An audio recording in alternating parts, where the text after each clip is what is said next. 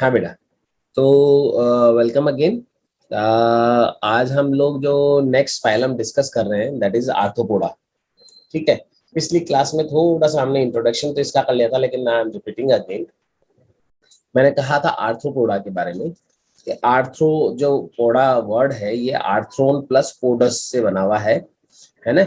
आर्थ्रोन माने मैंने कहा था जॉइंटेड, आर्थ्रोन माने जॉइंटेड एंड पोडस पोडस माने फुट। ठीक है। तो आर्थ्रोपोडा, आर्थ्रोपोडा मतलब यहाँ पर जॉइंटेड फुट, जॉइंटेड फुट माने अगर आप इन एनिमल्स में देखो तो इनके जो लेग्स है, ये देखो यहाँ पर, जैसे यहाँ आप इनके लेग्स को देखो इनमें, तो ये देखो ये जॉइंटेड लेग्स है, ये छोटे छोटे छोटे सेगमेंट्स हैं जिनसे बना हुआ है, और ये छोटे छोटे जो सेगमेंट्स हैं इनके लेग्स के, ये जॉइंटेड होते हैं, एक दूसरे से आर्थ्रोडियल मेम्ब्रेन की हेल्प से जुड़े हुए होते हैं।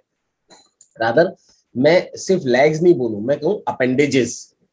अपेंडेजेस जो होते हैं इनके अंदर, अपेंडेजेस है ना। पहली चीज तो अपेंडेजेस किनको कहते हैं भाई साहब, अपेंडेजेस से क्या मतलब है?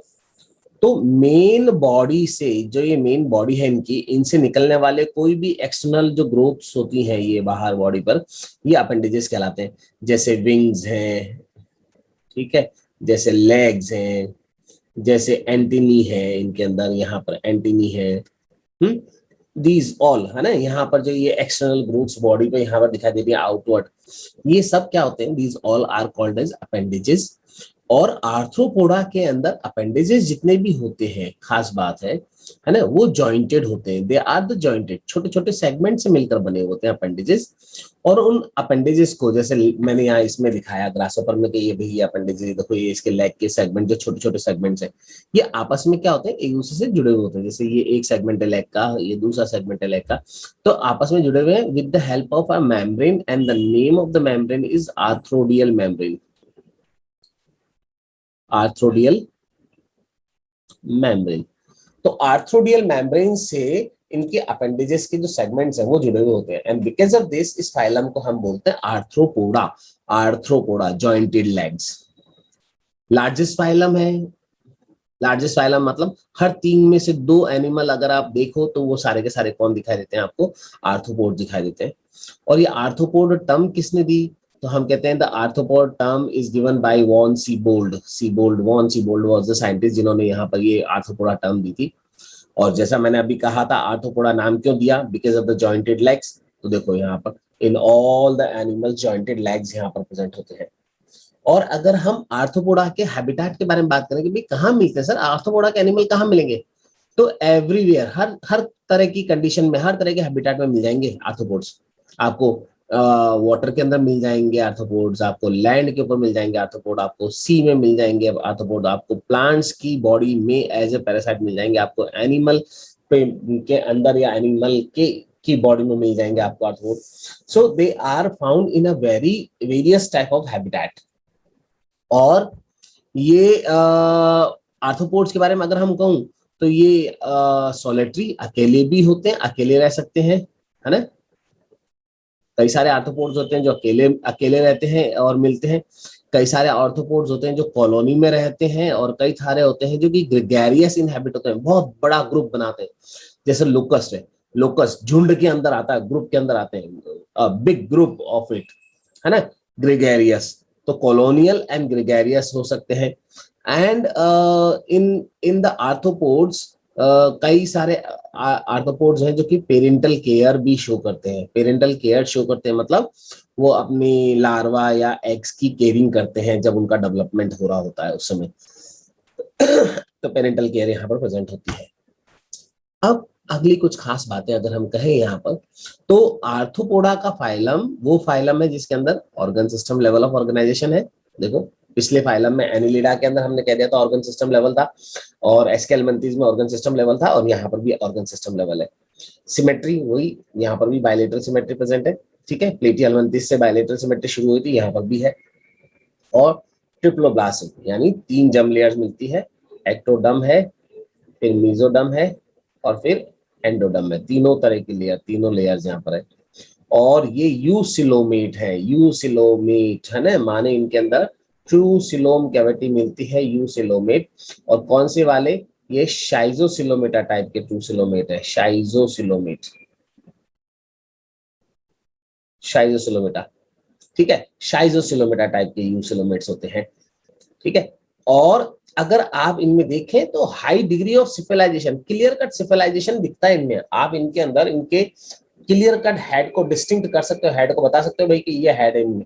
जैसे अगर आप इसमें देखो तो ये क्लियर हेड वाला रीजन है भाई, ये वाला, ये क्लियर हेड वाला रीजन है भाई यहाँ पर, है ना। तो इन इंसेक्ट्स के अंदर क्लियर कट सिफिलाइजेशन या हेड फॉर्मेशन दिखाई देता है। और आर्थ्रोपोडा के अंदर अगर खास बात हम कहें तो इनके अंदर सेंस ऑर्गन जो होते हैं वो भी काफी वेल डेवलप्ड है। Various type of the sense organs are present, number एक, पहली चीज, सेंस ऑर्गन भी अलग अलग तरीके के कई सारे हैं और वेल डेवलप्ड है। जैसे इनके अंदर सिंपल आईज प्रेजेंट होती है, कंपाउंड आईज होती है, एंटीनी होते हैं, स्टेटोसिस्ट होती है ना।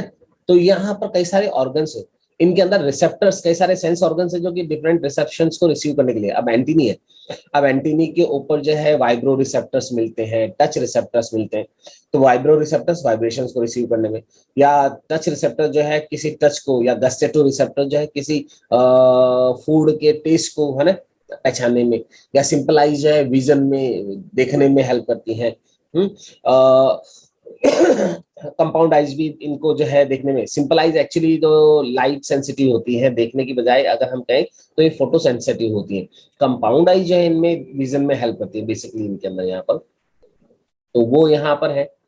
या हम कहें फोटो सेंसिटिव होती है ये, है ना, सिंपल आईज है सेंसिटिव, फोटो सेंसिटिव। स्टेटोसिस्ट के बारे में कहें तो स्टेटोसिस्ट मैंने पहले भी बता दिया था, बैलेंसिंग ऑर्गन होता है, यानी ये बैलेंसिंग ऑर्गन है जो यहाँ पर प्रेजेंट हुआ है। अगर बेटा कंपाउंड आईज के बारे में अगर हमसे कहा जाए कि आपसे पूछा जाए, यहाँ एक क्वेश्चन बनता है भाई, कंपाउंड आईज, नाम से समझ में आ रहा है कंपाउंड आईज, इसका मतलब इस आई के अंदर कई सारी छोटी छोटी यूनिट्स हैं जो मिलकर इस आई को बना रही है और वो विजन में हेल्प करती है। तो वो छोटी छोटी यूनिट जिनसे ये आई बनी होती है वो क्या है, तो हम कहते हैं that is the ommatidia.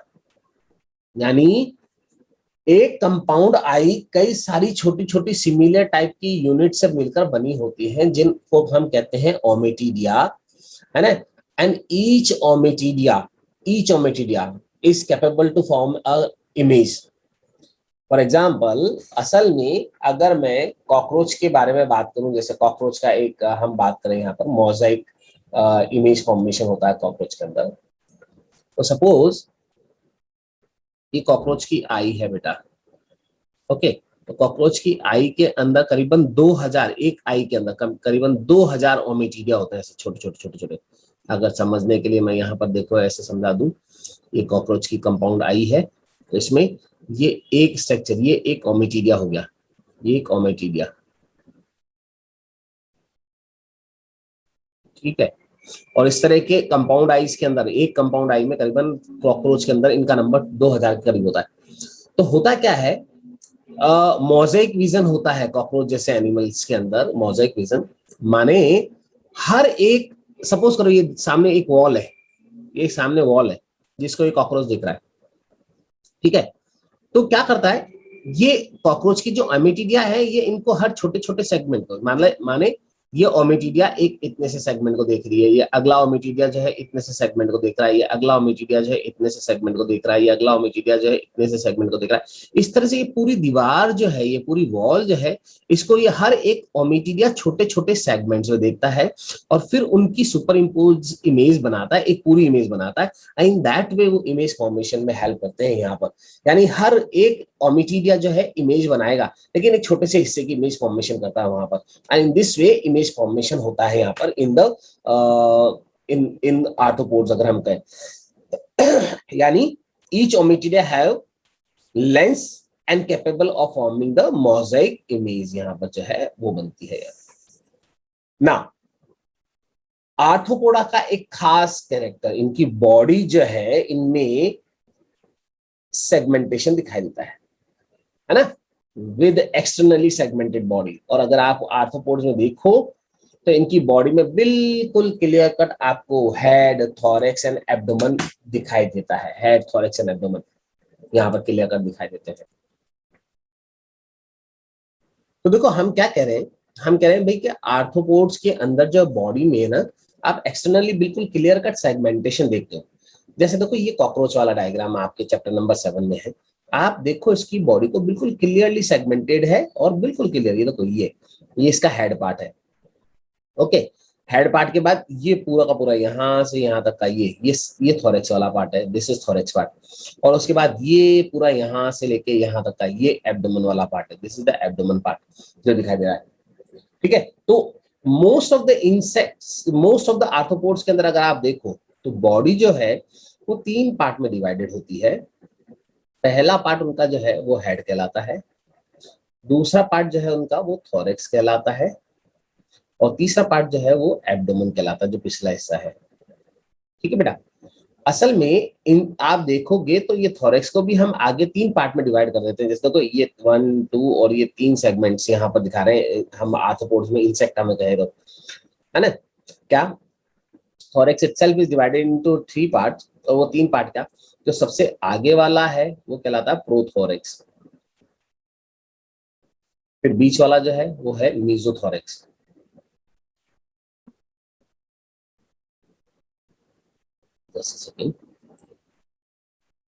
Mesothorax,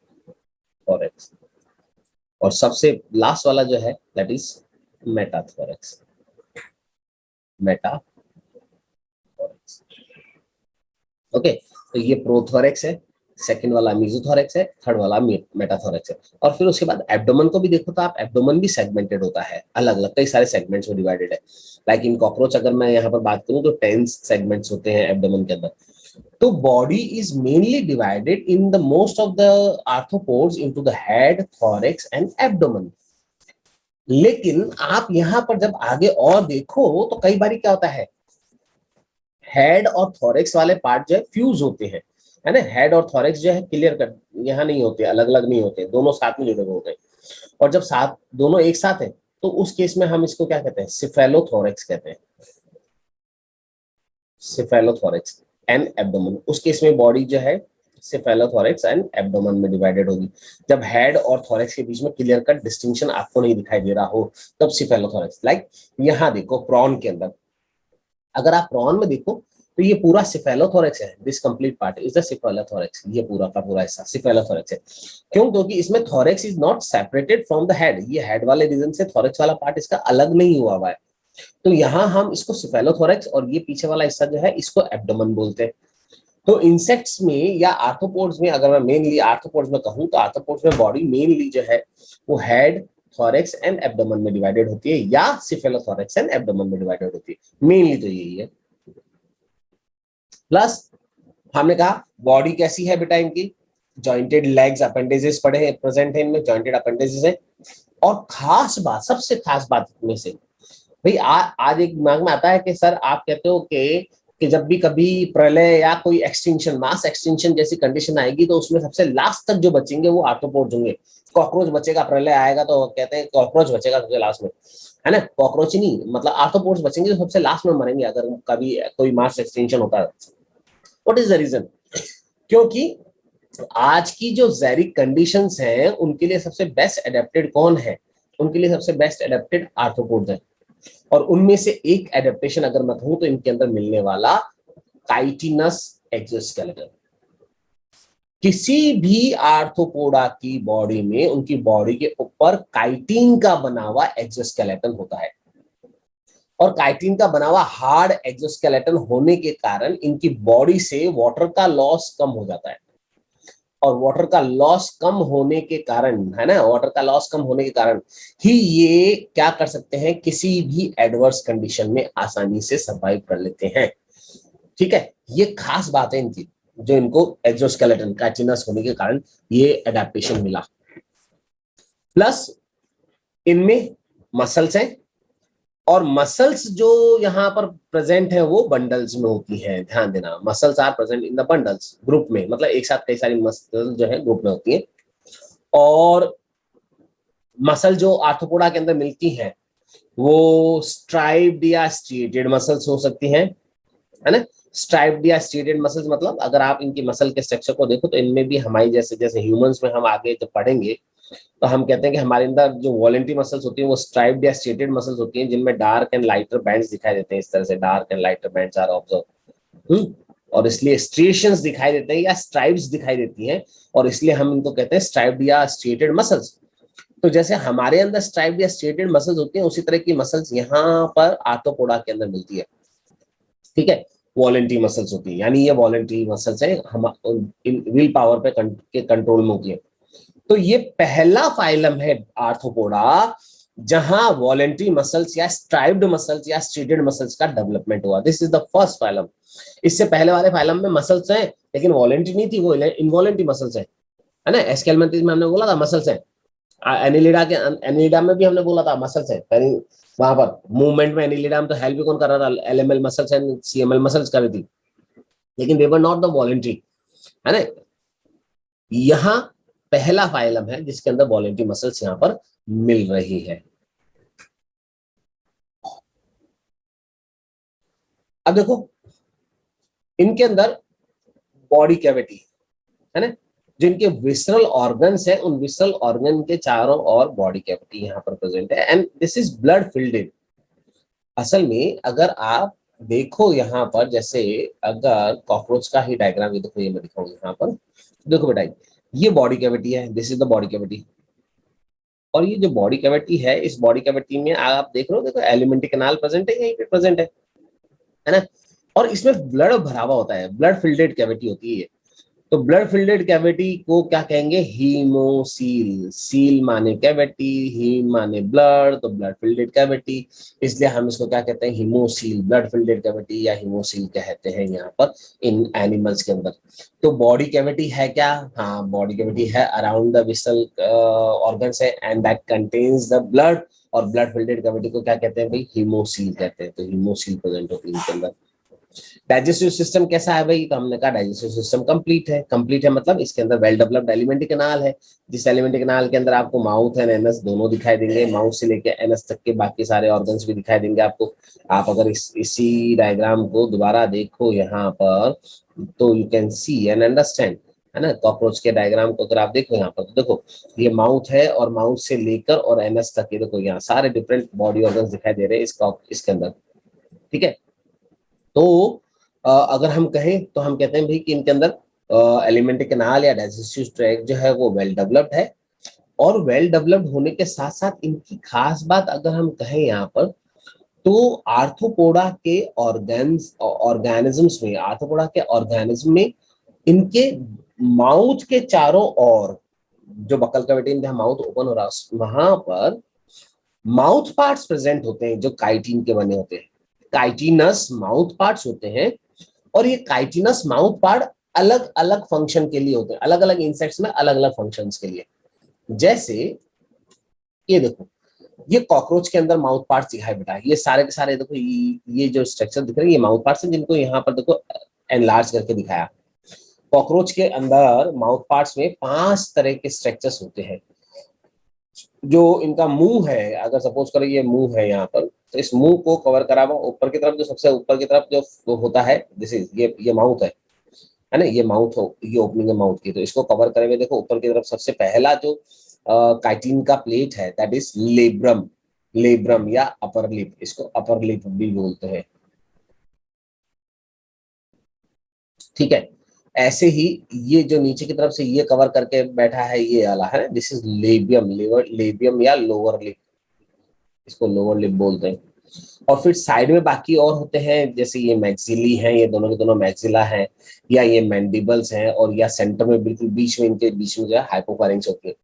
तो ये माउथ पार्ट्स हैं कॉकरोच के अंदर मिलने वाले माउथ पार्ट्स। ऐसे ही किसी भी आर्थ्रोपोड के अंदर माउथ पार्ट्स मिलते हैं जो मुंह को घेरे हुए होते हैं, और वो अलग अलग तरह के फंक्शंस के लिए। किस तरह का मोड ऑफ इंजेक्शन है उनमें, मतलब फूड को कैसे इंजेस्ट करते हैं, कैसे खाते हैं, उसके बेस पे। जैसे कॉकरोच के अंदर मिलने वाले ये जो माउथ ऑर्गन्स है, ये बाइटिंग टाइप के माउथ ऑर्गन्स हैं, बाइटिंग एंड च्यूइंग टाइप के। ये कॉकरोच के अंदर मिलने वाले बाइटिंग एंड च्यूइंग टाइप के माउथ ऑर्गन्स हैं। बाइटिंग एंड च्यूइंग टाइप के मतलब क्या होता है, ये मैक्सिली जो है, इन मैक्सिली से ये कॉकरोच क्या करते हैं, फूड को पकड़ते हैं, जैसे हम फूड से पकड़ते हैं ना, फॉर्क, हमारे पास फॉर्क होती है, चाइनीज फूड खाते हो जब फॉर्क को उठा के खाते हो, बिल्कुल उसी तरह से मैक्सिली जो है फूड को पकड़ते हैं और मुंह तक लाते हैं। मुंह में ये मैंडिबल जो कि टीथ की जैसे काम करते हैं, ये ग्राइंड करते हैं, फूड को ग्राइंड करने का, चबाने का काम करते हैं, तो mandibles act like the teeth.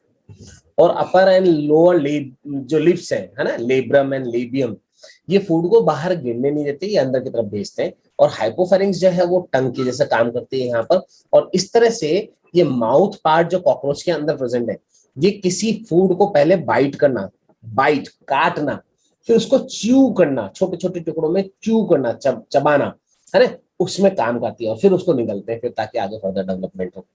तो कॉकरोच के अंदर कॉकरोच के अंदर अगर मैं कहूं यहाँ पर, तो किस तरह के माउथ पार्ट्स होते हैं, तो हमने कहा भाई बाइटिंग एंड चूइंग टाइप के माउथ पार्ट्स होते हैं। और बिल्कुल इसी तरह के माउथ पार्ट्स और दूसरे कुछ आर्थ्रोपोड्स में मिलते हैं, जैसे ग्रासोपर है, जैसे टर्माइट्स है, जैसे कैटरपिलर्स है। लेकिन अगर हम मॉस्किटो में देखें या बग्स में देखें या प्लिया में देखें, तो उनमें पियर्सिंग एंड सकिंग टाइप के माउथ पार्ट्स होते हैं। पियर्सिंग एंड सकिंग टाइप के माउथ पार्ट्स मतलब उनके अंदर ये जो मैक्सिली और ये हाइपोफेरिंग्स और मैंडिबल्स वगैरह हैं, इनमें से कुछ स्ट्रक्चर्स जो स्पाइनी और बिल्कुल नीडल जैसे हो जाएंगे, ये होलो। तो स्किन के अंदर क्या करेंगे, पहले तो पियर्स करेंगे, छेद करेंगे, और छेद करने के बाद वो ब्लड को सक करेंगे, तो सकिंग। तो मॉस्किटो जो होता है, वो मॉस्किटो क्या करता है, पहले आपकी स्किन को पियर्स करता है, भेदता है, छेद करता है उसमें, और फिर उस साइफन से, जो वो साइफन होता है उसमें, उसकी हेल्प से क्या करता है, वो ब्लड को सक कर रहा होता है। तो मॉस्किटो में, बग्स में या फ्लिया में जो जितने भी ब्लड सक्कर्स होते हैं यूजुअली, उनके अंदर क्या होता है, यहाँ पर पियर्सिंग एंड सकिंग टाइप के माउथ पार्ट्स मिलते हैं। ऐसे हनी बी में चूइंग एंड लेपिंग टाइप के, चूइंग एंड लेपिंग टाइप के, चबाना, पोलन ग्रेन को चबाना और चाटना, लेपिंग मतलब चाटना, है ना। तो चूइंग एंड लेपिंग टाइप के माउथ पार्ट्स हनी बी के अंदर। या हाउस फ्लाई में स्पॉन्जिंग टाइप के माउथ पार्ट्स, स्पॉन्जिंग टाइप के माउथ पार्ट हाउस फ्लाई में, मतलब जैसे ये फूड खुले में पड़ा हुआ है, तो हाउस फ्लाई क्या करती है, आप कभी देखना, हाउस फ्लाई आई, है ना, अपना सलाइवा रिलीज करती है वहां पर, और सलाइवा रिलीज करके उस फूड को लिक्विफाई करती है, और लिक्विफाई करके अपने माउथ पार्ट्स को उसके ऊपर चिपका देती है। तो जैसे स्पॉन्ज को पानी के अंदर रखने पे वो पानी को सोख लेता है, ऐसे ही इसके जो माउथ पार्ट्स होते हैं वो स्पॉन्जी होते हैं। तो तुरंत जैसे ही वो उस लिक्विड हुए हुए फूड के ऊपर रखा उसको, तो वो सोख लिया और वो अंदर की तरफ यहाँ पर बॉडी के अंदर ले लिया उसको। तो स्पॉन्जिंग टाइप के माउथ पार्ट्स हाउस फ्लाई है, फ्रूट फ्लाई है। या साइफनिंग टाइप के बटरफ्लाईज में, मोथ्स में, है ना, ये फ्रूट जूस को पीते हैं। तो फ्रूट जूस को पीने के लिए जैसे स्ट्रॉ होती है, अपन जैसे अपन पेप्सी पीते हैं ऐसे, है ना, इस तरह के माउथ पार्ट्स होने चाहिए। तो वो स्ट्रॉ की जैसा है ना, स्ट्रक्चर होता है इनका माउथ पार्ट का, और वो फ्रूट जूस को अंदर से, वहां से फ्रूट के अंदर से, ग्लैंड में से उसको क्या करते हैं, उसको साइफन करने का काम करते हैं, खींचने का काम करते हैं। तो अलग अलग आर्थ्रोपोड्स के अंदर माउथ पार्ट्स फंक्शन के बेसिस पे अलग अलग तरीके के हो सकते हैं।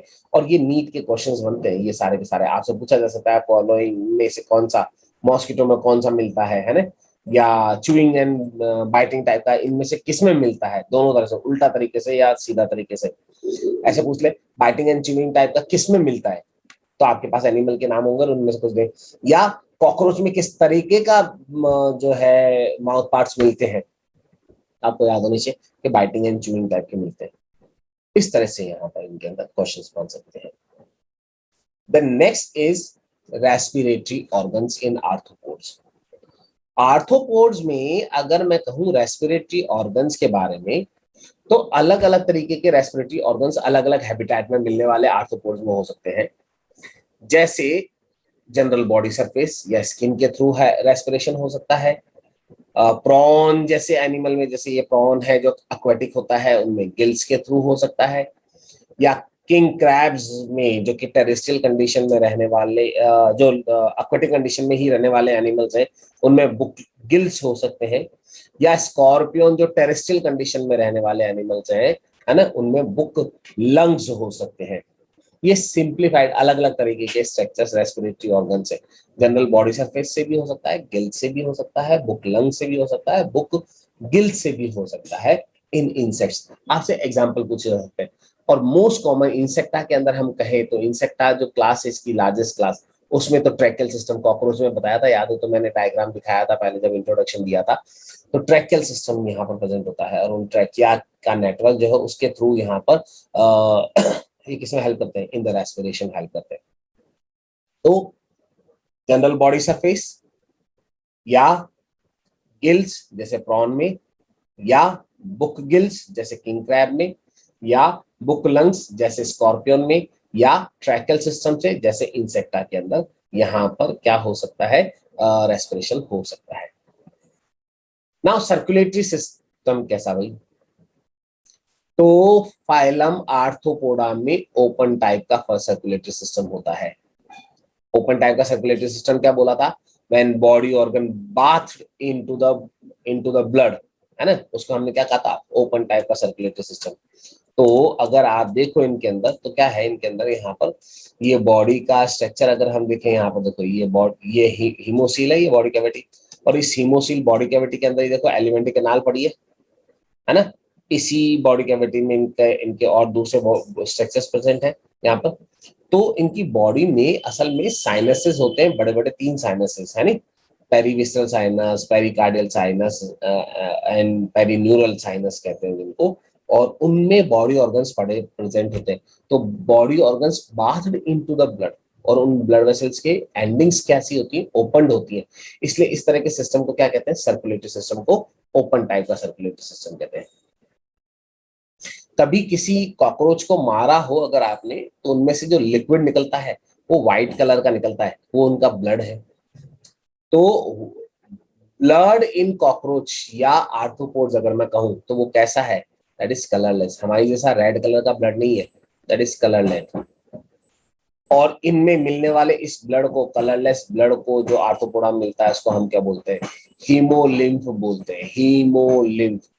आर्थ्रोपोड्स में स्पेशली इंसेक्ट्स के अंदर, या हम अगर कहें यहाँ पर तो कॉकरोच के अंदर मिलने वाले ब्लड को क्या कहते हैं, that is called as haemolymph, haemolymph कहते हैं। हाँ, तो देखो बेटा, हम क्या कह रहे हैं यहाँ पर कि इनके अंदर जो है हीमोग्लोबिन पिगमेंट नहीं होता है ना, यानी इनके अंदर ना तो हीमोग्लोबिन पिगमेंट है, ना ही इनके अंदर आरबीसी जैसा कोई स्ट्रक्चर है, ठीक है। एंड बिकॉज ऑफ दिस यहाँ पर ये कैसे होते हैं, कलरलेस होते हैं। मोस्ट ऑफ द एनिमल्स के अंदर जो ब्लड है वो कैसा है, कलरलेस है, और उसको हमने क्या कहा, दैट इज कॉल्ड हीमोलिम्फ। उसको हीमोलिम्फ कहते हैं, लिम्फ की जैसे है ना, हीमोलिम्फ कहते हैं। बट क्या सब में ही ऐसा होता है, not necessary. In some of the animal, जैसे प्रॉन, आप प्रॉन का ब्लड अगर देखोगे ना तो आपको प्रॉन का ब्लड ब्लू दिखेगा। प्रॉन का ब्लड ब्लू इन कलर होता है थोड़ा सा। क्यों होता है, क्योंकि प्रॉन के अंदर एक पिगमेंट मिलता है ब्लड के अंदर जिसका नाम है haemocyanin. Haemocyanin, cyano, cyano word मैंने कहा था पहले ही कभी के ब्लू के लिए, जब भी साइनो वर्ड आता है तो ब्लू के लिए देखो साइनिन, हीमोसाइनिन। यानी ये एक ऐसा पिगमेंट होता है प्रॉन के अंदर मिलने वाला जिसके अंदर कॉपर आयन होता है, उसका सेंट्रल पार्ट। इस हीमोसाइनिन पिगमेंट का सेंट्रल पार्ट कॉपर आयन होता है। जैसे हमारे हीमोग्लोबिन के अंदर सेंट्रल मॉलिक्यूल जो आयन होता है वो क्या होता है, आयरन होता है, Fe+2। Fa+2 होता है हमारे अंदर हीमोग्लोबिन में, है ना। ऐसे ही हीमोग्लोबिन की जैसे ही हीमोसाइनिन पिगमेंट मिलता है प्रॉन में, और उनमें वो सेंट्रल एलिमेंट जो होता है वो Copper+2 होता है, और इसके कारण से हीमोसाइनिन जो है ब्लू कलर देता है टू द ब्लड। तो प्रॉन्स के अंदर ब्लू होने का कारण ब्लड का जो है, दैट इज इसके अंदर कॉपर कंटेनिंग पिगमेंट हीमोसाइनिन का प्रेजेंट होना होता है। नाउ अगला, इंसेक्ट्स के अंदर या आर्थ्रोपोडा के अंदर हार्ट जो है वो डॉर्सली प्रेजेंट होता है, ट्यूबुलर होता है, पल्सेटाइल होता है। पल्सेटाइल मतलब उसमें पल्सेस होती है, वो आगे की तरफ ब्लड को आगे की तरफ धकेलने का काम करता है। एंड इनके अंदर चैम्बर्स का नंबर एक से लेकर कई सारे, एक से लेकर काफी सारे, मतलब जैसे कॉकरोच के अंदर, ये देखो बेटा, ये कॉकरोच का एक सर्कुलेटरी सिस्टम दिखाया आपको। इसी डायग्राम को मैं थोड़ा सा लेटरल डायरेक्शन में भी बना दूं तो so that you can understand.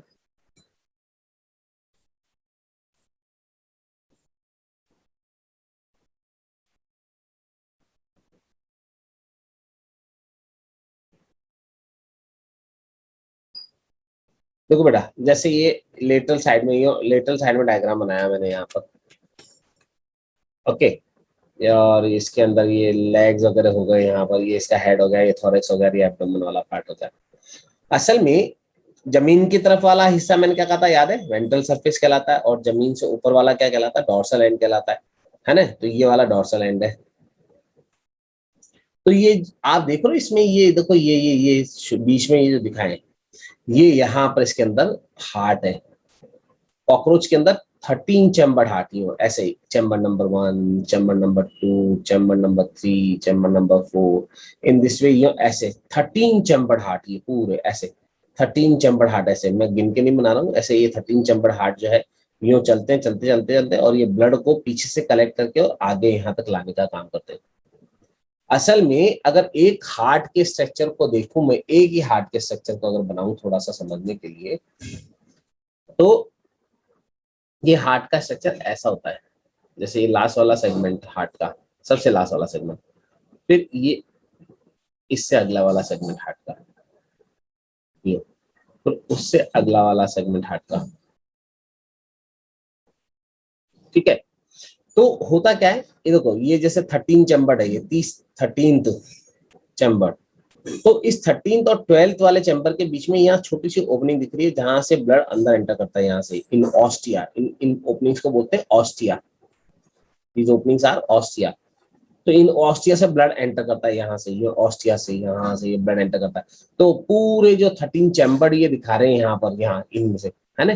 तो यहाँ से ब्लड ये ऑस्टिया से, ये ऑस्टिया से, ये ऑस्टिया से, ऑस्टिया से, या मैं कहूँ यहाँ से ऑस्टिया से जो है ये ब्लड एंटर करता है इनटू द हार्ट।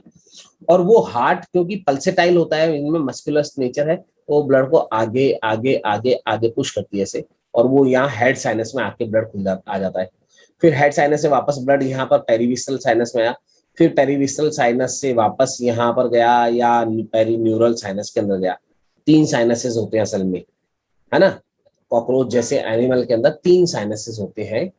3 साइनसेस कैसे, अगर ये कॉकरोच की बॉडी है समझने के लिए कहूँ, 3 साइनसेस कैसे, इसके अंदर यहाँ हार्ट प्रेजेंट है बेटा, इस जगह पे हार्ट है। तो हार्ट के चारों ओर का जो साइनस होता है उसको बोलते हैं पेरिकार्डियल साइनस, पेरिकार्डियल साइनस जो हार्ट के चारों ओर है, जब पेरी मतलब चारों ओर। फिर यहाँ इसकी एलिमेंट्री कैनाल रन करती है, तो एलिमेंट्री कैनाल और बाकी ऑर्गन यहाँ होते हैं, तो इसलिए इस वाले साइनस को कहते हैं पेरीविस्टल साइनस।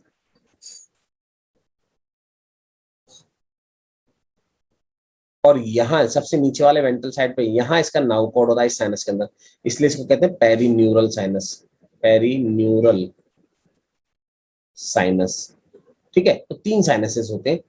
तो पेरीविस्टरल साइनस से ब्लड जो है पेरिकार्डियल में और पेरीन्यूरल साइनस में जाता रहता है, और ये आगे से ही आता रहता है पेरीविस्टरल में, और यहाँ से ब्लड कहाँ जाता रहता है, पेरिकार्डियल में और पेरीन्यूरल में। पेरिकार्डियल में जो आया वो ब्लड यहाँ से इन ऑस्टिया से होके कहाँ जाता है, हार्ट में, और हार्ट उनको क्या करता है, वापस पंप करता है आगे की ओर, ये देखो पेरिसाइन, यहाँ से साइनस के अंदर सिफेलिक साइनस जो है हेड वाला, उसमें आके खुल जाते हैं। तो इस तरह से ब्लड का सर्कुलेशन बॉडी में क्या होता है, लगातार चलता रहता है। यहाँ पर यो ब्लड का यो ऐसे आना जाना हो जाता है, जबकि यहाँ पर ये हार्ट में आया और हार्ट से पीछे से आगे आया, और जब ये ब्लड सर्कुलेट हो रहा होता है तो डिफरेंट सब्सटेंसेस को भी ये ट्रांसपोर्टेशन में एक जगह से दूसरी जगह तक भेजने में यहाँ पर क्या करता है, ये काम आता है। इस तरह से ये हार्ट जो है इसमें 13 चैम्बर्ड हार्ट कॉकरोच के अंदर, जैसे मैं कहूँ, तो क्या सारे ही एनिमल्स के अंदर 13 चैम्बर्ड है, नॉट नेसेसरी, है ना। नंबर अलग अलग एनिमल्स में अलग हो सकता है। जैसे कॉकरोच के अंदर हमने कहा भाई हार्ट कितने चैम्बर है, 13 चैम्बर होता है। ओके, देन इन एनिमल्स के अंदर एक्सक्रीशन किससे होता है, तो हम कहते हैं भाई इनके अंदर एक्सक्रीशन के लिए भी स्पेशलाइज्ड ऑर्गन्स होते हैं, और वो स्पेशलाइज्ड ऑर्गन जैसे इंसेक्टा के अंदर इनमें मिलेगी मेल्पिजियन ट्यूब्यूल्स। ये देखो ये देखो बेटा, ये है फोरगट, ये है मिडगट, और ये है हिंडगट। तो मिडगट और हिंडगट के जंक्शन पे अगर आप देखो यहाँ पर, तो इनके अंदर ये देखो ये छोटी छोटी छोटी छोटी ट्यूबुलर स्ट्रक्चर्स दिख रहे हैं, ट्यूबुलर डक्ट दिख रही है।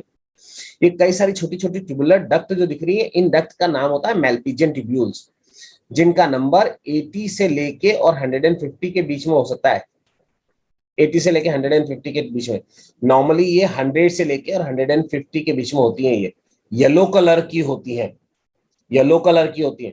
और ये मेल्पिजियन ट्यूब्यूल जो है वेस्ट मटेरियल को हिमोसील कैविटी में से कलेक्ट करके और एलिमेंट्री कैनाल में डाल देती है, और फिर एलिमेंट्री कैनाल से फीकल मटेरियल के साथ इन वेस्ट मटेरियल को बॉडी से बाहर रिलीज कर दिया जाता है। इन दैट वे ये यहाँ पर जो है इसमें हेल्प करती है मैल्पिजियन ट्यूब्यूल्स। ऐसे ही कॉक्सल ग्लैंड्स एरेक्निडा के एनिमल्स में, जहां स्पाइडर आएगी, एरेक्निडा के अंदर एक एनिमल आएगा स्पाइडर, इनमें इनके लेग में एक सेगमेंट होता है कॉक्सा, लेग में एक सेगमेंट होता है कॉक्सा। उस कॉक्सा सेगमेंट के पास में इनमें ग्लैंड्स मिलती हैं जो एक्सक्रीशन का काम करती हैं, और वो ग्लैंड जो एक्सक्रीशन में हेल्प कर रही है वहां पर, क्योंकि वो कॉक्सा सेगमेंट में है इसलिए उसको नाम दे दिया कॉक्सल ग्लैंड। तो कॉक्सल ग्लैंड यहाँ पर एरेक्निडा के अंदर, स्पाइडर्स के अंदर जो है एक्सक्रीशन में हेल्प करती है।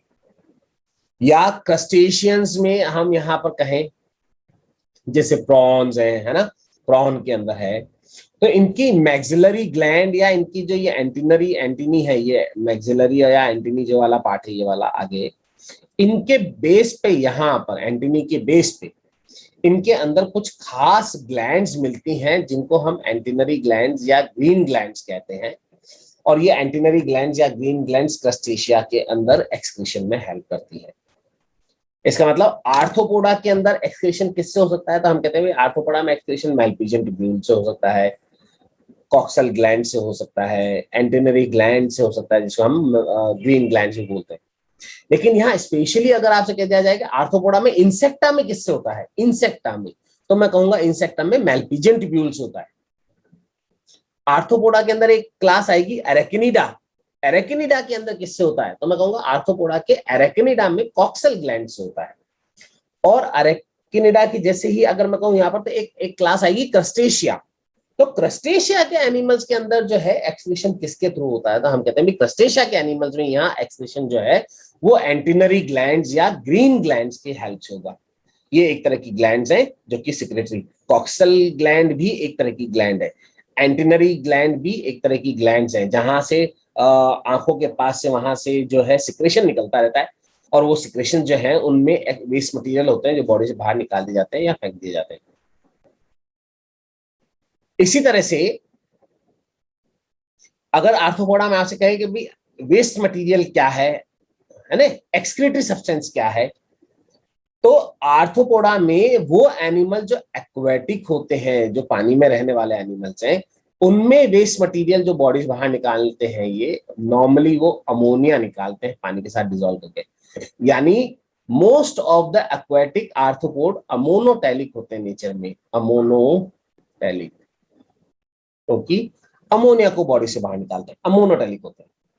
लेकिन सारे नहीं, जो लैंड पे रहने वाले एनिमल्स होते हैं, जैसे कॉकरोच है, अब कॉकरोच सारी जिंदगी में पानी बहुत कम पीता है, अगर वो अमोनिया की जैसे लिक्विड को बॉडी से बाहर निकालने के लिए, वेस्ट मटेरियल को अगर पानी को यूज करे, यूरिन में डिसॉल्व करके बाहर निकाले, तो बहुत जल्दी डिहाइड्रेट होकर मर जाएगा अमोनिया, यहाँ पर तो कॉकरोच तो अमोनिया निकालने के चक्कर में, तो इसलिए उसको तो बॉडी के अंदर अपने यूरिन को कंजर्व करना है, पानी को ज्यादा से ज्यादा कंजर्व करना है, और वेस्ट मटेरियल को ऑलमोस्ट सॉलिड फॉर्म में बॉडी से बाहर निकालना है।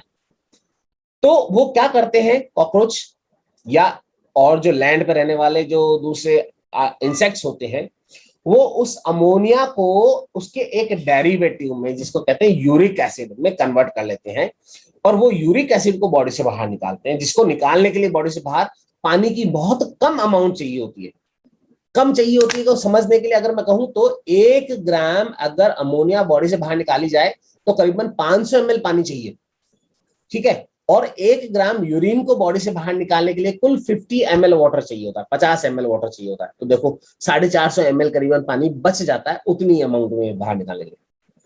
तो लैंड लिविंग जो आर्थ्रोपोड्स होते हैं वो यूरिया बाहर निकालते हैं, और ऐसे एनिमल जो यूरिया को वेस्ट मटेरियल के फॉर्म में बाहर निकालते हैं वो कहलाता है यूरिकोटैलिक। कॉकरोच कैसा है अगर आपसे कोई कहे तो मैं कह सकता हूं कॉकरोच यूरिकोटैलिक है ना। लेकिन एक्वेटिक आर्थ्रोपोड जो होते हैं वो कैसे होते हैं, अमोनोटैलिक होते हैं, वो अमोनिया बॉडी से बाहर निकालने का काम करते हैं। इतनी चीज में कोई ऐसी बात जो नहीं समझ। तो देखो बेटा, नेक्स्ट इज नर्वस सिस्टम भाई।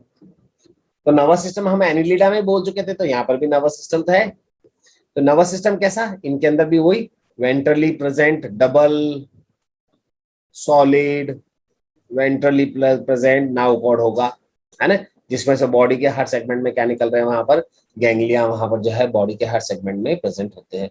तो पूरी बॉडी के अंदर नर्वस सिस्टम जो है चलता रहता है यहाँ पर। लास्ट क्लास में जब मैं आर्थ्रोपोडा के बारे में डिस्कशन कर रहा था, तो मैंने आर्थ्रोपोडा में कहा था कि लार्जेस्ट फाइलम है, ये जॉइंटेड अपेंडेजेस होते हैं, इसके अंदर पेरेंटल केयर मिलती है, ऑर्गन सिस्टम लेवल मिलता है ना, बायलेटरल सिमेट्री होती है, ट्रिप्लोब्लास्टिक होते हैं, सिलोमेट्स होते हैं, high degree of heads formation civilization है, बॉडी जो है क्लियर कट डिफरेंशिएटेड होती है into the head, thorax and abdomen के अंदर कंपाउंड आईज प्रेजेंट होती हैं, एक्सोस्केलेटन होता है जो काइटिन का बना हुआ होता है, मसल्स होती हैं इनके अंदर। ये पहला फाइलम था जिसके अंदर हमने कहा था कि वॉलेंट्री मसल्स भी मिलती हैं यहाँ पर, या स्ट्रेटेड मसल्स भी मिलती हैं। बॉडी कैविटी जो है उस that is filled by the blood, और इसलिए हमने इसको हीमोसील कहा था, haemocoel cavity. Various type of mouth parts, मैंने कहा था अलग अलग इंसेक्ट्स के अंदर अलग अलग तरह के माउथ पार्ट्स होते हैं जो उनको अलग अलग तरह के तरीके से हेल्प करते हैं, like biting and chewing type के जो हैं कैटरपिलर में या ग्रासहोपर में बोले थे मैंने यहाँ पर, या chewing and lapping type honey bee के अंदर बोले थे। रेस्पिरेशन के लिए मैंने कहा था on the basis of habitat के किस तरह के हैबिटेट में है, उनके अंदर अलग अलग रेस्पिरेटरी ऑर्गन्स मिलते हैं, स्ट्रक्चर मिलते हैं, जैसे ट्रैकियल। तो इन लास्ट क्लास हम आर्थ्रोपोडा फाइलम के अंदर नर्वस सिस्टम तक हम डिस्कस कर चुके थे कि नर्वस सिस्टम जो आर्थ्रोपोड्स में होता है वो double, solid, mid ventrally present होता है, और हर सेगमेंट से वहां पर पेयर ऑफ गैंग्लिया निकलते हैं जो उस पर्टिकुलर सेगमेंट के ऑर्गन्स को इनर्वेशन करते हैं। और मैंने कहा था फेरिंग्स और इसोफेगस के चारों वहां पर जो है ब्रेन रिंग मिलती है जिसको हम सर्कमसेंट्रिक रिंग्स बोलते हैं। तो दोनों से मिलकर इनका जो है नर्वस सिस्टम बनता है। नाउ नेक्स्ट अगले कुछ कैरेक्टर्स हम आर्थ्रोपोडा में डिस्कस कर रहे हैं। तो आर्थ्रोपोड्स में अगर हम कहें तो मोस्टली जो आर्थ्रोपोड्स होते हैं वो डायोशियस होते हैं। डायोशियस मतलब यूनिसेक्सुअल होते हैं, सेक्सेस आर सेपरेट, है ना। मेल के अंदर मेल रिप्रोडक्टिव सेक्टर और फीमेल के अंदर फीमेल रिप्रोडक्टिव सेक्सेस मिलेंगे। और फर्टिलाइजेशन जो है मोस्टली यूजुअली इंटरनल टाइप का है, इंटरनल टाइप का फर्टिलाइजेशन होता है। हालांकि कुछ एक्वेटिक आर्थ्रोपोड्स के अंदर जो है एक्सटर्नल फर्टिलाइजेशन भी मिलता है, मतलब वो अपने गैमेट्स को पानी में रिलीज करते हैं, वहां फर्टिलाइजेशन होता है। But in very few, mostly arthropods के अंदर fertilization inside the female body internal होता है। एंड मोस्टली ये ओवीपेरस होते हैं, एग लेइंग एनिमल। लेकिन कुछ ऐसे होते हैं जो बच्चे पैदा करते हैं, वीवीपेरस भी होते हैं, जैसे हम आगे अभी कुछ एक दो एग्जांपल बात करेंगे। तो वीवीपेरस भी होते हैं। इनके यॉक्स में, इनके एग में यॉक की अमाउंट, इनके एग में यॉक की अमाउंट जो है काफी ज्यादा होती है, high amount of the yolk, है ना। और इसलिए अमाउंट ऑफ द यॉक के बेस पे अगर मैं कहूं तो ये कैसे होते हैं, मेगालेसिथल एग्स होते हैं, मेगालेसिथल, क्योंकि high amount of the yolk है इनके अंदर। और इनका यॉक जो है वो सेंटर में सिचुएटेड होता है, यहाँ सेंटर में होता है यॉक, है ना। और एक्टिव साइटोप्लाज्म इनका पेरिफेरी पर यहाँ पर होता है, पेरिफेरी पर। इसलिए इस तरह के eggs on the basis of the position of the yolk जो है ये सेंट्रोलेसिथल एग्स कहलाते हैं। तो एग के बेस पे, पोजीशन के बेस पे तो सेंट्रोलेसिथल, और अमाउंट के बेस पे मेगालेसिथल टाइप के एग्स हैं। डेवलपमेंट अगर हम कहें यहाँ पर तो दोनों तरीके से मिल रहा है, यानी कुछ एनिमल्स में डायरेक्ट होता है, कुछ एनिमल्स में इनडायरेक्ट होता है। तो जिनमें डायरेक्ट है उनमें लार्वा नहीं होगा, और जिनमें डायरेक्ट नहीं है, इनडायरेक्ट है, उनमें लार्वा प्रेजेंट होगा। और यहाँ एक खास बात जो है वो है मेटामॉर्फोसिस या एक्डायासिस। देखो बेटा समझना, हमने कहा कि आर्थ्रोपोडा की एनिमल्स में, आर्थ्रोपोडा के एनिमल में उसके बाहर एक काइटिन का बना हुआ एक्सोस्केलेटन मिलता है, एक्सोस्केलेटन जो काइटिन का बना हुआ है, हार्ड है। अब लार्वा में भी है काइटिन का एक्सोस्केलेटन, तो ये लार्वा साइज में बढ़ना चाहे तो ये बढ़ ही नहीं सकता, क्योंकि इसके चारों ओर तो क्या है, हार्ड काइटिन का एक्सोस्केलेटन है, तो ये बढ़ ही नहीं सकता इस केस में, तो ऐसे एक्सोस्केलेटन होने के कारण।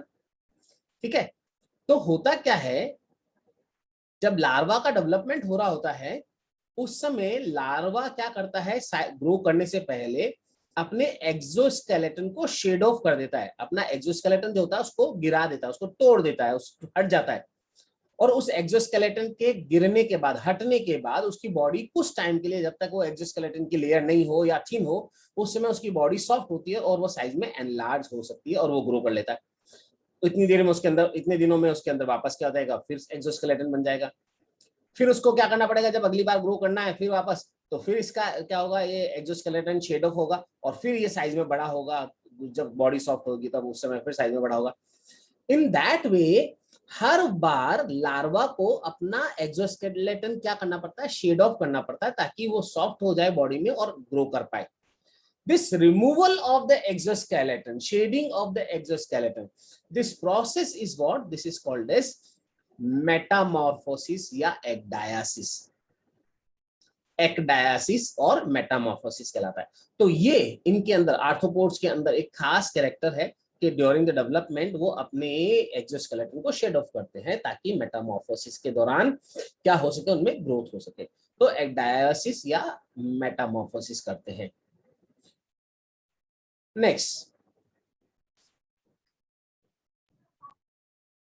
तो मेटामॉर्फोसिस या एक्डायासिस यहां पर इनके अंदर खास बात आर्थ्रोपोड्स के अंदर।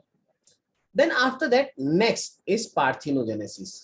अपन चैप्टर नंबर 1 क्लास 12 का जो चैप्टर नंबर 1 है ना, उसमें डिस्कस कर चुके हैं, याद है ना, पार्थिनोजेनेसिस है ना, formation of the young one without fertilization of the egg, है ना, याद आ रहा है। हनी बी के अंदर अपन ने पढ़ा था, हनी बी के अंदर जो मेल था ड्रोन जिसको अपन बोलते हैं हनी बी के अंदर, वो ड्रोन किसका रिजल्ट था, पार्थिनोजेनेसिस का रिजल्ट था नहीं था, जो एग फर्टिलाइज नहीं होता था और बिना फर्टिलाइजेशन के ही क्या कर लेता था, जो यहाँ पर मेल का फॉर्मेशन करता था, जिसको हमने क्या कहा था, ड्रोन कहा था। तो पार्थिनोजेनेसिस भी मिलता है इनमें, यहाँ पर इन some of the insects. And अगर हम कहें तो आर्थ्रोपोड जो हैं, ये देखो ये आ गया जो मैंने कहा, arthropods are the most successful invaders of the terrestrial environment. आज की तारीख में टेरेस्ट्रियल कंडीशंस के लिए सबसे मोस्ट सक्सेसफुल अगर ऑर्गेनिजम्स हैं इनवर्टिब्रेट्स में से, इनवर्टिब्रेट मतलब फ्रॉम पॉरीफेरा टू हेमिकॉर्डेटा अगर हम कहें सब में, तो यहाँ पर सबसे मोस्ट सक्सेसफुल जो एनिमल्स हैं वो आर्थ्रोपोड्स हैं। और इसका कारण क्या है, एक तो इनकी बॉडी पर प्रेजेंट क्यूटिकल जो वाटर का लॉस बहुत कम करता है, डेसिकेशन से बचाता है, plus jointed appendage, jointed appendage होने के कारण फ्लेक्सिबिलिटी इन द बॉडी है, प्लस इनके अंदर विंग्स होते हैं तो दे कैन फ्लाई, है ना। ये कुछ ऐसी चीजें हैं जो इनको खास बनाती हैं और जिसके कारण से ये आसानी से लैंड कंडीशन में, हार्श कंडीशन में भी रह लेते हैं। तो that is about it. Now अब जब हम आर्थ्रोपोड्स के बारे में बात करते हैं तो एक क्वेश्चन यहाँ पर आ जाता है, क्लास 10th में आपने पढ़ा था शायद अगर याद हो तो, इवोल्यूशन। और इवोल्यूशन में फॉसिल जब आपने पढ़े थे, वहां पर इवोल्यूशन में फॉसिल्स, तो वहां राजासोरस और ट्राइलोबाइट्स तुमने वहां पर नाम पढ़े थे। तो ट्राइलोबाइट एक नाम था वहां पर क्लास 10th के अंदर इवोल्यूशन वाले चैप्टर में।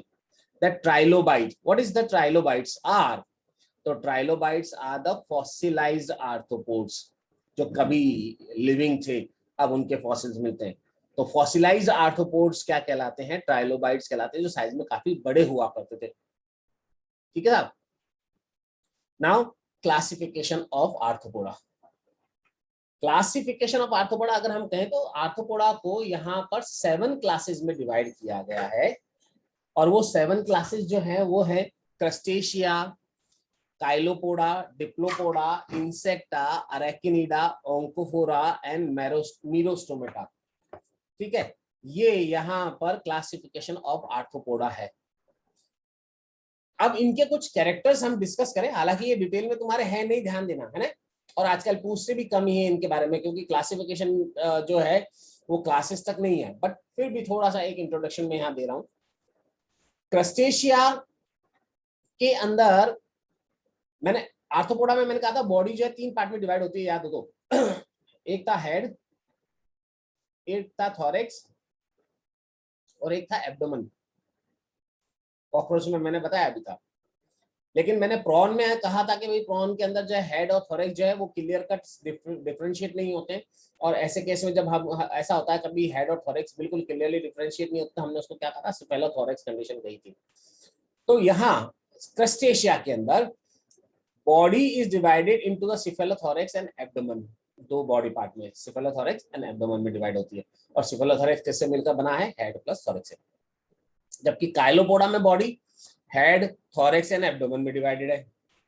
डिप्लोपोडा में भी body head thorax and abdomen में डिवाइडेड है, ठीक है। इंसेक्टा में भी body head thorax and abdomen में डिवाइडेड है। एंड अरेकिनिडा या जिसको ऑक्टापोडा भी बोलते हैं, इंसेक्टा को हेक्सापोडा भी बोलते हैं, ध्यान देना, इंसेक्टा को हेक्सापोडा बोलते हैं। हेक्सा मतलब 6, पोडा मतलब पैर, 6 पैरों वाले जानवर, हेक्सापोडा। और अरेकिनिडा को हम ऑक्टापोडा बोलते हैं। ऑक्टा, ऑक्टा मतलब 8, 8 पैर वाले।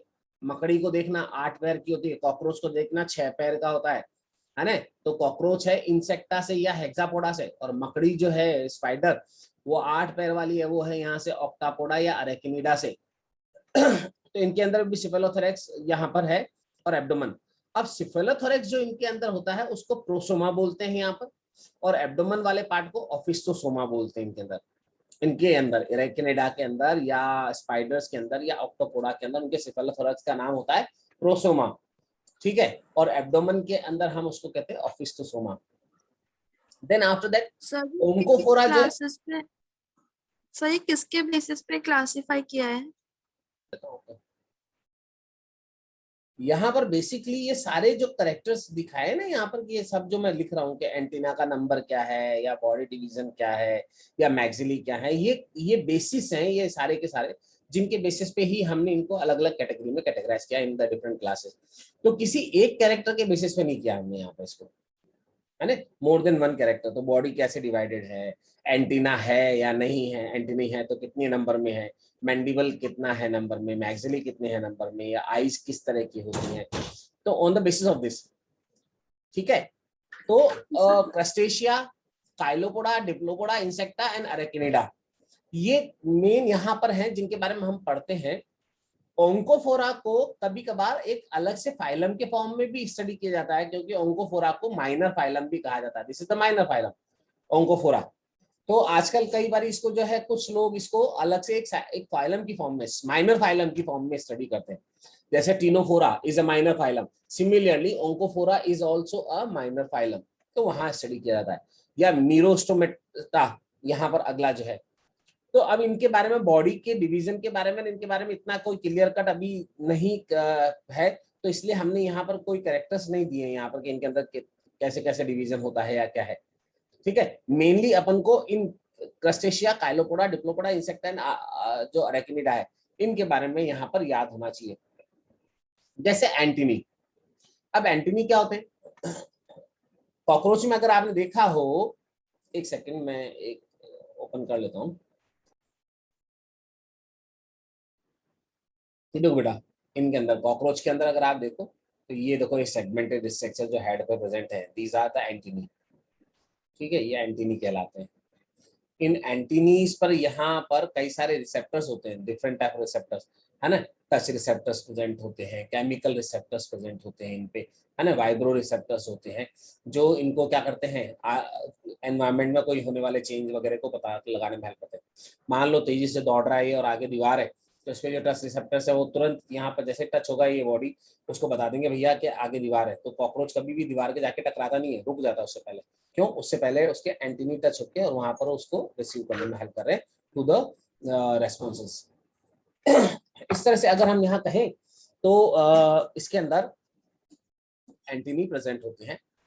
तो यहाँ क्रस्टेशिया में एंटीनी कितने? क्रस्टेशिया में एंटीनी 1 या 1 पेयर या 2 पेयर होंगे क्रस्टेशिया में।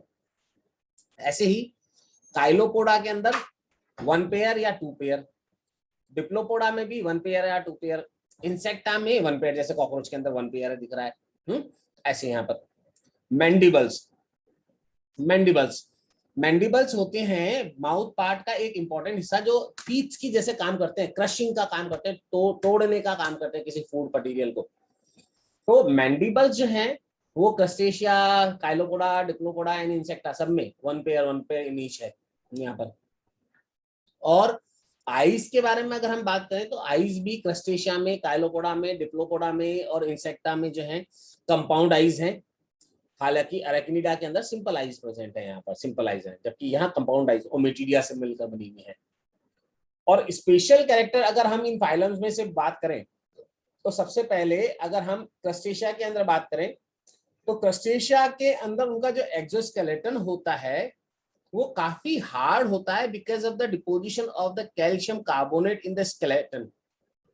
देखो हमने आर्थ्रोपोडा में कहा कि आर्थ्रोपोडा का एक्सोस्केलेटन काइटिनस होता है ना, लेकिन आर्थ्रोपोडा में सबसे पहला जो क्लास है क्रस्टेशिया, इसमें काइटिन के साथ साथ कैल्शियम कार्बोनेट का भी इंप्रेग्नेशन हुआ है, मतलब उसमें कैल्शियम कार्बोनेट भी है, और कैल्शियम कार्बोनेट के होने के कारण उसकी हार्डनेस और बढ़ गई, और इस तरह से वो पूरा जो सिफेलोथोरेक्स को कवर करे हुए जो कवरिंग है एक्सोस्केलेटन की, जो ऊपर से दिखाई देती है, that is called as carapace. उसको क्या कहेंगे यहाँ पर? कैरापेस कहेंगे। क्या कहेंगे बेटा?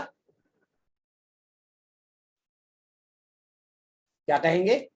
कैरापेस। ये यहाँ पर ये देखो, ये दिख रहा है, ये इसके अंदर प्रॉन के अंदर ये जो पूरा कवरिंग दिख रही है, दिस इज कैरापेस, जो सिफेलोथोरेक्स वाले पार्ट को कवर किए हुए है, सिफेलोथोरेक्स वाले पार्ट को। तो हार्ड होता है ये covering calcium carbonate and chitin से बने होने के कारण।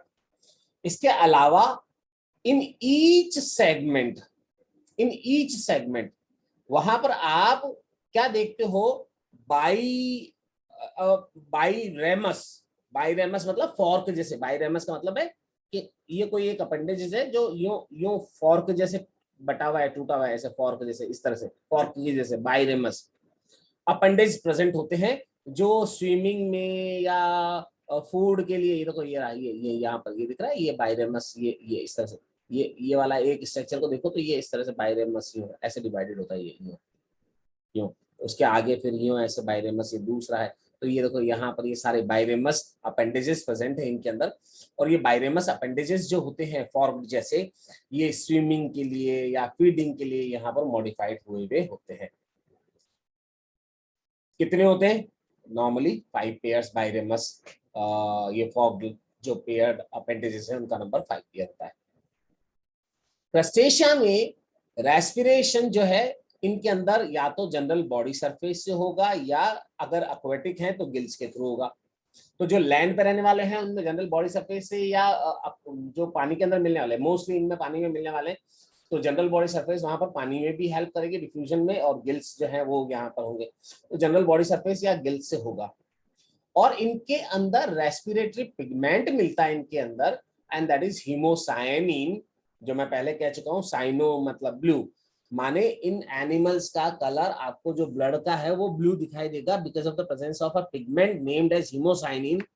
लेकिन ध्यान रखना इनके अंदर, क्योंकि मैं पहले कह चुका हूं कि कोई आरबीसी जैसी सेल तो है ही नहीं, यानी आपसे अगर कोई पूछ ले कि भाई ये हीमोसायनिन पिगमेंट कहाँ प्रेजेंट है, वेयर इट इज, ये हीमोसायनिन कहाँ है, तो ये ब्लड के प्लाज्मा पार्ट में ही होता है इनके अंदर, यहाँ पर हीमोसायनिन भी, ना कि आरबीसी जैसे किसी स्ट्रक्चर में। तो आरबीसी जैसा कोई स्ट्रक्चर तो है ही नहीं।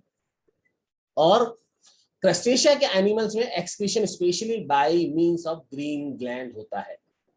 तो एग्जांपल्स क्रस्टेशिया के यहाँ आए, प्रॉन, जिसको कॉमनली हम प्रॉन कहते हैं और साइंटिफिक नेम जिसका जो है पैलियोमोन है, या क्रैब जिसका साइंटिफिक नेम कैंसर है, या हर्मिट क्रैब जिसका साइंटिफिक नेम यूपैग्यूरस है, या वाटरफ्लिया जिसका साइंटिफिक नेम डेफनिया है, और ये डेफनिया जो है ये भी पार्थिनोजेनेसिस शो करता है लाइक हनी बीज, या हस्बैंड ऑफ 100 वाइव्स, एक क्रस्टेशिया है जिसका नाम है हस्बैंड ऑफ 100 वाइव्स।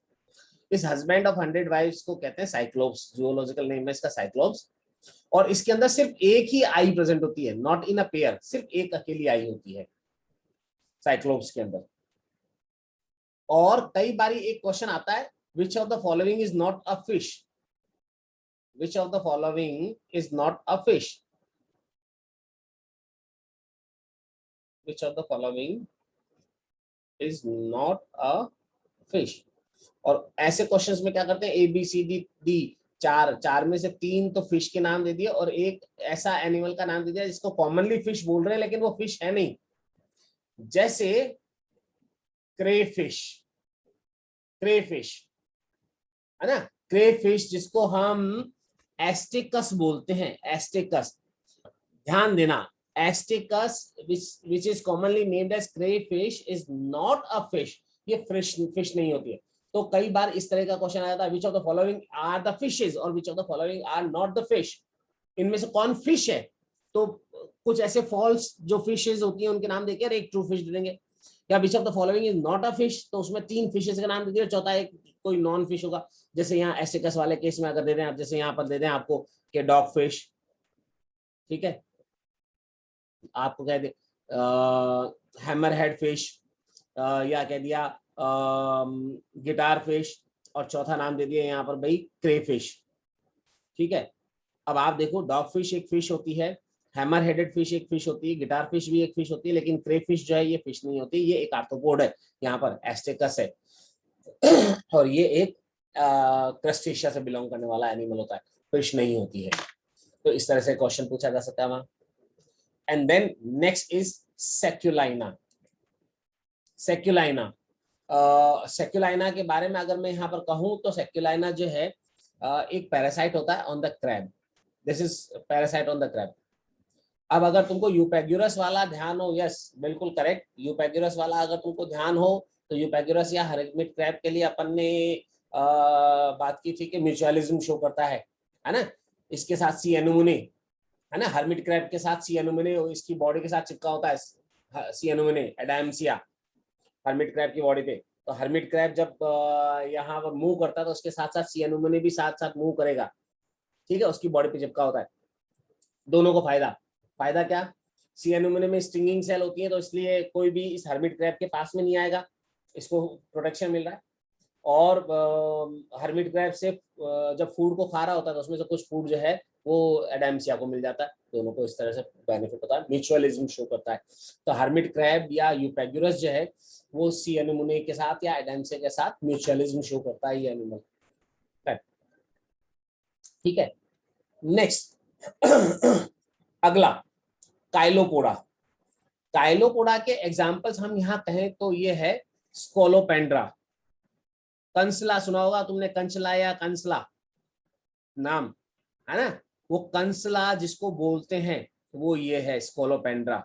सेंटीपिड 100 पैरों वाला, सेंटी सेंटी मतलब 100, पीड मतलब पैर है ना, पोड़ा से बना पीड, सेंटीपीड बोलते हैं कॉमनली, इसका नेम होता है सेंटीपीड, हिंदी में बोलते हैं इसको कंसला, और ये स्कोलोपेंड्रा, ठीक है। इसके अंदर इसके जो सबसे आगे के जो वो होते हैं लेग्स जो होते हैं ना सबसे आगे के, उनके साथ पॉइजनस ग्लैंड्स वहां पर जो है जुड़ी हुई होती हैं, तो ये पॉइजनस होते हैं, है ना। ये अगर आपको कट वहां पर अगर वो उनको स्पाइनी स्ट्रक्चर्स को चुभा दें आपके स्किन में, तो जहर आपकी बॉडी में डाल देते हैं, और उससे कारण इरिटेशन, मरेगा तो नहीं आदमी, है ना, लेकिन स्वेलिंग हो जाएगी बहुत जबरदस्त, खुजली चलेगी, लाल हो जाएगा वहां से, थोड़ी स्वेलिंग वगैरह भी होगी, तो दैट ऑल स्कोलोपेंड्रा, ठीक है, यहाँ से।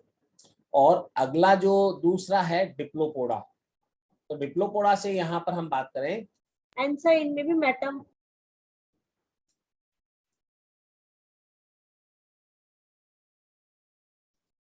ना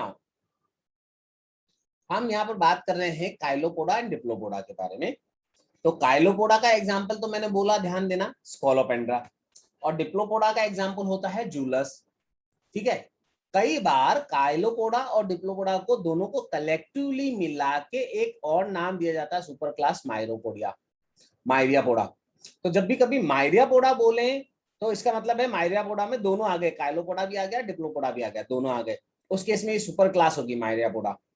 तो अलग अलग बोला तो काइलोपोडा एंड डिप्लोपोडा, और एक साथ बोला तो माइरियापोडा बोलते हैं, ठीक है। Then after that next class is Insecta, ये इंसेक्टा। और इंसेक्टा से हमारे पास कई सारे एनिमल्स हैं जो हमारे को याद होने चाहिए, जिनके name, zoological name, common name और उनका इकोनॉमिक इंपॉर्टेंस याद होने चाहिए। जैसे सबसे पहला कॉमन नेम सिल्क वॉर्म, और सिल्क वॉर्म का जूलॉजिकल नेम अगर मैं कहूं तो जूलॉजिकल नेम है बॉम्बेक्स मॉरी। बॉम्बेक्स जीनस है and mori is the species, Bombyx mori, MORI mori, Bombyx mori. जैसे हनी बी, हनी बी का एपिस, जैसे इंडियन हनी बी जो होती है उसका नाम होता है एपिस इंडिका, जो इंडियन हनी बी है एपिस इंडिका, है ना। तो एपिस जीनस हो गया और इंडिका स्पीशीज हो गई, एपिस इंडिका हनी प्रोडक्शन करती है, पता है।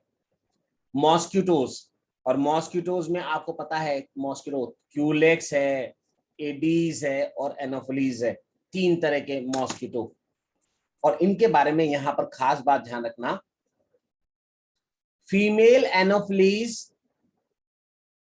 is the vector, female anopheles is the vector for malaria, क्योंकि फीमेल एनोफिलीज की बॉडी के अंदर प्लाज्मोडियम होता है जो फीमेल एनोफिलीज से ह्यूमंस में आके लाइफ साइकिल अपनी कंप्लीट करता है। तो डाइजेनेटिक होस्ट होता है प्लाज्मोडियम जो फीमेल एनोफिलीज और ह्यूमन में अपनी लाइफ साइकिल कंप्लीट करता है। तो फीमेल एनोफिलीज मलेरिया फैलाती है, ये वेक्टर है या कैरियर है। क्यूलेक्स, फीमेल क्यूलेक्स की बॉडी में वुचरेरिया मिलता है, याद करो फाइलेरिया वर्म वुचरेरिया वो मिलता है यहाँ पर इसके अंदर क्यूलेक्स की बॉडी में। तो क्यूलेक्स इज द कैरियर और the vector of filaria worm या वुचरेरिया बैनक्रॉफ्टाई या मेलाई, और जो फाइलेरियासिस डिजीज कॉज करता था, एलिफेंटियासिस, सॉरी फाइलेरियासिस क्या, एलिफेंटियासिस कॉज करता था। एंड एडीज मॉस्किटो, जिसको टाइगर मॉस्किटो भी कहते हैं, कॉमनली टाइगर मॉस्किटो भी कहलाता है एडीज मॉस्किटो।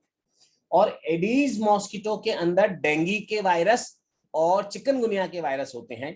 तो जब आपको एडीज मॉस्किटो काटता है तो आपको डेंगू या चिकनगुनिया जैसी बीमारी होने के चांसेस होते हैं। याद रखना, दिन में काटने वाले मच्छर अक्सर एडीज होते हैं और शाम के समय या रात के समय काटने वाले मच्छर अक्सर जो है एनोफिलीज या क्यूलेक्स होते हैं। और क्यूलेक्स मॉस्किटो को, इसको एडीज मॉस्किटो को टाइगर मॉस्किटो क्यों कहा, क्योंकि आप इसकी बॉडी को देखोगे तो इसकी बॉडी के अंदर ऐसे स्ट्राइप्स दिखेंगी, टाइगर्स की जैसे ऐसे स्ट्राइप्स होती हैं इसके अंदर, है ना, ऐसे, और इसलिए इसको टाइगर मॉस्किटो भी कहते हैं कि भाई टाइगर जैसे स्ट्रिप्स इसके अंदर प्रेजेंट है एडीज मॉस्किटो। तो ध्यान रखना, एडीज मॉस्किटो से हम, Aedes mosquito is a carrier for dengue fever and the chikungunya, Culex for the elephantiasis Wuchereria, and female anopheles is carrier for the malaria. Then after that, next is Periplaneta americana cockroach. Periplaneta, peri मतलब चारों ओर, planeta planet, planet के चारों ओर, माने cockroach हर जगह मिल जाता है, हर जगह, कोई ऐसी जगह नहीं है जहां नहीं मिले अर्थ पे, और इसलिए इसका नाम दिया पेरीप्लैनेटा, है ना। इसकी अलग अलग स्पीशीज होती हैं, जैसे पेरीप्लैनेटा अमेरिकाना, पेरीप्लैनेटा जर्मेनिका, है ना, ब्लाटा ओरिएंटलिस, अलग अलग है, लेकिन Periplaneta is the common name of it, cockroach. Next इसी तरह से house fly, Indian house fly, Musca, nebulo, जो इंडिया में घरों में मिलने वाली जो मक्खी होती है ना, Musca, nebulo, house fly, Indian house fly. और आपके सिर में मिलने वाली जू, लुइस, जूलॉजिकल नेम पेडिक्यूलस, जू का साइंटिफिक नेम है पेडिक्यूलस। देन नेक्स्ट इज बेडबग, खटमल, बेडबग खटमल जिसको बोलते हैं, क्लाइमैक्स, ठीक है। और ये भी काफी बार पूछा हुआ है, लेपिज्मा, लेपिज्मा सिल्वर फिश, बुकवॉर्म भी बोलते हैं इसको। आपने अपनी किताबें अगर कई दिनों से नहीं खोली हो, अगर कई दिनों से आपने कोई किताब नहीं खोली हो और कभी किसी दिन अचानक से उस किताब को खोल के देखो ना, तो आपको उसमें एक सिल्वर कलर की चमकती हुई इस तरह की, ऐसी सिल्वर, ये देखो इस तरह का सिल्वर कलर का चमकता हुआ एक इंसेक्ट मिलेगा उसके अंदर कहीं छोटा सा, है ना, एंड दैट सिल्वर कलर का छोटा सा चमकता हुआ ये जो इंसेक्ट है, this is Lepisma silver fish. Remember, it is not a fish, ये फिश नहीं है, it is not a fish, silver fish is not a fish. जैसे एस्टेकस, यहाँ पर ये एस्टेकस जिसको क्रेफिश कहा था वो नॉट अ फिश, ऐसे यहाँ पर लेपिज्मा या silver fish is not a fish, ये बुकवर्म है। ऐसे अगला एग्जांपल यहाँ से इंसेक्टा में से ही नेक्स्ट है जिनोप्सिला चियोप्सिस। जिनोप्सिला चियोप्सिस क्या है, चूहे के ऊपर मिलने वाला एक फ्लिया है, ये चूहों पर, चूहों की बॉडी पर मिलता है, चूहों का खून चूसने वाला, रेट्स का खून चूसने वाला एक फ्लिया है, एक इंसेक्ट है जो उनका खून चूसता है, और इसका नाम होता है जिनोप्सिला चियोप्सिस। और इस जिनोप्सिला चियोप्सिस के अंदर यहाँ पर एक बैक्टीरिया मिलता है जिसका नाम होता है यार्सिनिया पेस्टिस या पॉस्चुरेला। तो यार्सिनिया पेस्टिस या पॉस्चुरेला जो इसके अंदर है जिनोप्सिला चियोप्सिस के अंदर, वो इसके अंदर है, जब ये इसका खून चूसता है तो ये रेट में आ गया, फिर रेट से वापस जब ये वापस खून चूसता है तो इसके अंदर इस तरह से साइकिल चलती रहती है। लेकिन अगर कभी रेट मर जाए, है ना, तो जिनोप्सिला सियोप्सिस इसको छोड़ के और इंसानों की बॉडी का खून चूसना शुरू करता है, इंसानों की बॉडी पे आता है, खून चूसना शुरू करता है। और उस केस में ये जिनोप्सिला सियोप्सिस हमारी बॉडी के अंदर यार्सिनिया पेस्टिस को डाल देता है, इस बैक्टीरिया को डाल देता है। और इस यार्सिनिया पेस्टिस के कारण हमारे को एक बीमारी होती है जिसको प्लेग कहते हैं। प्लेग, प्लेग, ठीक है। ये प्लेग जो है इस यार्सिनिया पेस्टिस के कारण होता है। तो पॉजिटिव ऑर्गेनिज्म तो है बैक्टीरिया यार्सिनिया पेस्टिस, और इसका कैरियर जो है वो है एक फ्लिया जिसका नाम है जिनोप्सिला चियोप्सिस। और ये किसके ऊपर पैरासाइट होता है? ये रैट के ऊपर पैरासाइट होता है नॉर्मली। तो इसलिए कहते हैं कि अगर किसी जगह पे अचानक से चूहे बहुत मरना शुरू हो गए तो इसका मतलब तुरंत भागो वहां से, रुकने की जरूरत नहीं है, तुरंत भागो वहां से। क्यों? क्योंकि जो रैट पे रहने वाले रैट फ्लिया थे वो अब आपका खून चूसना शुरू करेंगे और प्लेग फैलने की बीमार चांसेस ज्यादा हैं। तुरंत भाग लो वहां से। That is what. And next is here Papilio. Papilio butterfly का जूलॉजिकल नेम पेपिलियो। और एक होता है लाख इंसेक्ट, जो मम्मी को आपने चूड़ा पहनते हुए देखा होगा, चूड़ा, लाख का चूड़ा देखा होगा, आपकी मम्मी लाख का चूड़ा पहनती है। तो वो जो लाख मिलता है जिससे ये चूड़ा बनाते हैं, चूड़ा बनाने वाले, वो लाख को सिक्रीट करता है अपनी एक ग्लैंड से एक इंसेक्ट जिसका नाम है टेकिरिडा लाका। टेकिरिडा लाका या लेसिफर, लेसिफर भी बोलते हैं इसको, या टेकिरिडा लाका बोलते हैं। ये है लाख इंसेक्ट जो कि क्या करता है, वो लाख रिलीज करता है, सिक्रीट करता है, जिसको कि हम कलेक्ट करके फिर उससे चूड़ा बनाते हैं। ठीक है, वो चूड़ियां वगैरह बनाने के लिए लाख जो काम में लिया जाता है। So that is the insects. ये इंसेक्ट्स में से यहाँ पर हो गए। ऐसे ही नेक्स्ट अगर हम बात करें अरेकिनिडा, तो अरेकिनिडा में से जो कॉमन एनिमल यहाँ पर, जो बहुत कॉमन एनिमल है, दैट इज स्कॉर्पियन, बिच्छू। और स्कॉर्पियन का जूलॉजिकल नेम होता है पल्मेनियस। और ये बच्चे पैदा करता है, विविपेरस होता है। हमने कहा था मोस्टली इंसेक्ट्स जो होते हैं, जो आर्थ्रोपोड्स होते हैं, वो कैसे होते हैं, वो क्या करते हैं, ओविपेरस होते हैं। बट हियर यहाँ पर जो पल्मेनियस है ये विविपेरस होता है, बच्चे पैदा करता है। और इसमें अगर पल्मेनियस में अगर आप देखो यहाँ पर, तो इसमें ये देखो, ये लास्ट वाला जो सेगमेंट है, ये एब्डोमेन का लास्ट सेगमेंट, इस पे यहाँ पर इसमें एक इसमें डंक होता है, ये है ना, स्पाइनी स्ट्रक्चर जिसको बोलते हैं टेल्सन। और ये टेल्सन पॉइजनस ग्लैंड के साथ जुड़ा होता है। तो कभी भी बिच्छू जब काटता है तो मुंह से नहीं काटता, यहाँ से नहीं, वो बिच्छू एक्चुअली आपको ये डंक मारता है यहाँ से, इसके टेल पे जो डंक है, ये टेल पे डंक जो है वो मारता है। हनी भी हमेशा उसके टेल पे होता है डंक, उससे मारती है वो डंक, आपके जो स्टिंगिंग करती है वो टेल पे होता है उसके, है ना। तो कभी मुंह में नहीं होते उनके, यहाँ पर ये डंक जिसको अपन बोलते हैं, रिमेम्बर, ध्यान देना। ठीक है, तो यहाँ पर आया पेल्मेनियस, और वो उसमें जो लास्ट सेगमेंट है टेल्सन, उसमें वो स्पाइनी स्ट्रक्चर यहाँ पर प्रेजेंट होता है। चलो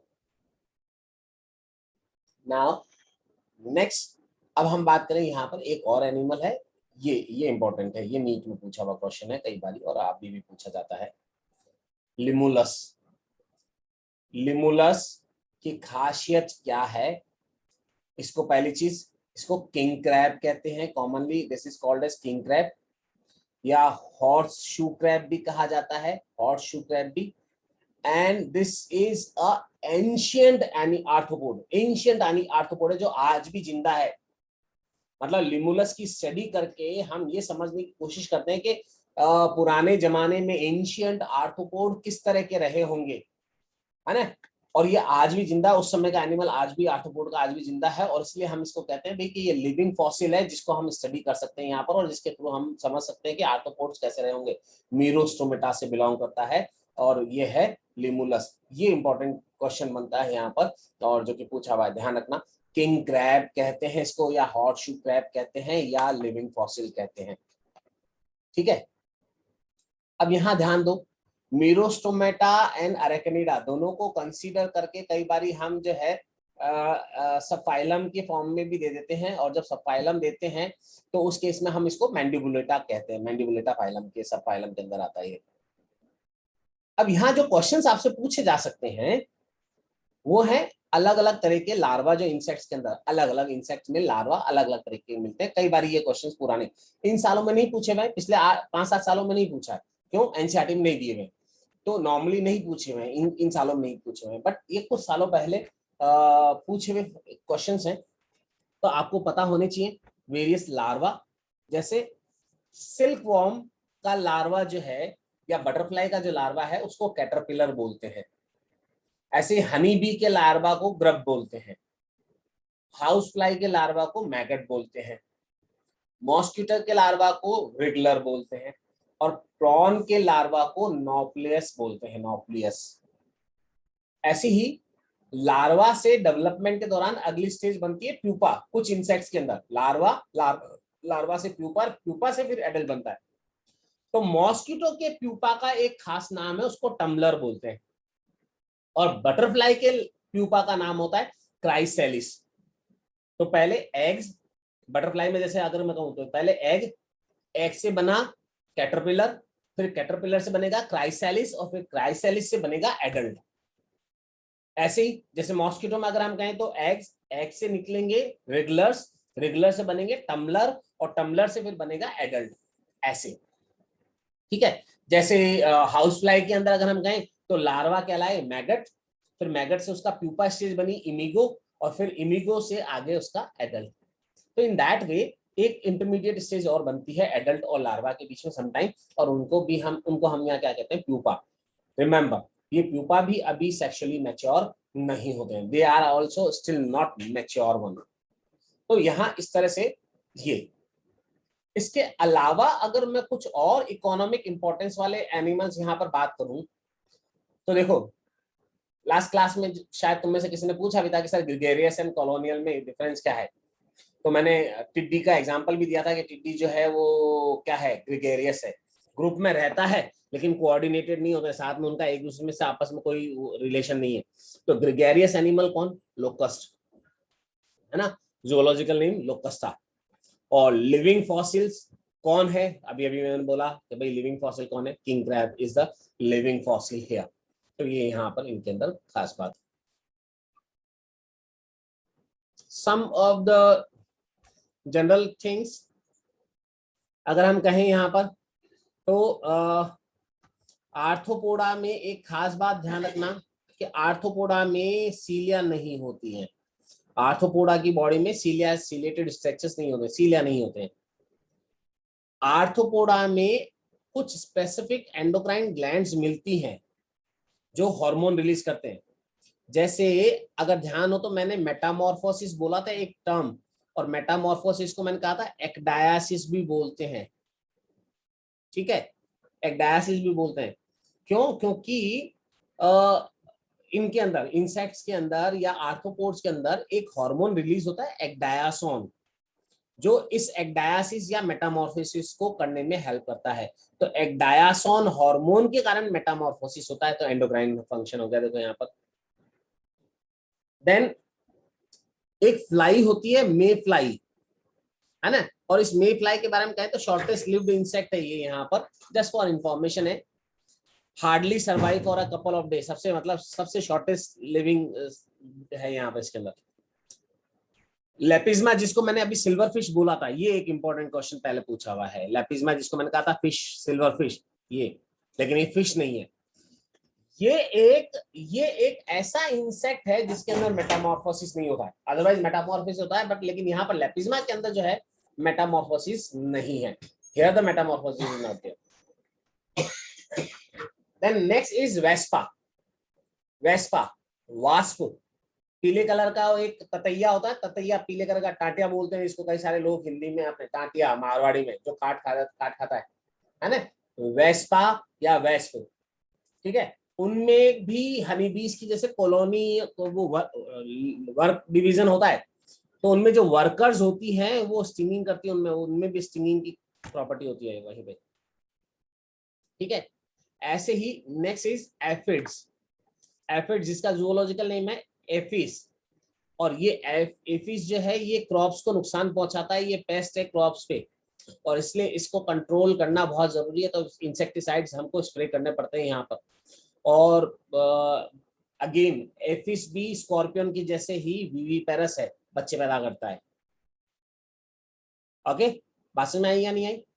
और इस तरह से यहाँ पर कई सारे और मैंने एग्जाम्पल्स और उनके जनरल बातें दे रखी हैं। अगली वाली क्लास में आई होप कि आप लोग अगर इनको याद करके आओ तो मैं तुमसे पूछूंगा ये सारी चीजें।